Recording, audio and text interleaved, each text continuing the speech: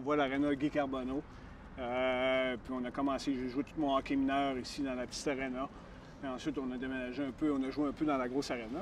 Mais c'est le fun de pouvoir venir. On a une école de hockey, là, ça fait déjà beaucoup d'années. Guy était le premier, Carbo, qui avait fait la Ligue nationale, fait qu'il avait fait une école de hockey, Guy Carbonneau. J'ai été le deuxième après ça, je pense, il y a 2 ans ou 3 ans plus tard, à faire la Ligue nationale. Fait, on a rajouté mon nom à l'école de hockey Carbonneau-Duchesne. Et ensuite, Carl Dykhouse, qui est le 3e joueur de la Ligue nationale, qui a joué dans la Ligue nationale, qui vient de Sept-Îles. Pour une ville de 25 000 ou 20 000 personnes, ça a bien du bon sens qu'on ait trois gars qui ont fait de la Ligue nationale. Fait qu'on a nommé l'école de hockey Carbonneau-Duchesne Dykhouse. J'espère que c'est un impact aux jeunes. Écoute, on a eu 3 différentes carrières. Carbo s'est fait repêcher, moi j'ai pas été repêché.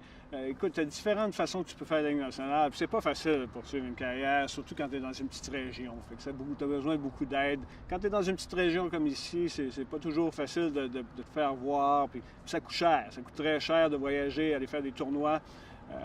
C'est pour ça que le hockey, c'est pas un sport qui est le plus cheap, mais c'est de quoi qui est valorisant.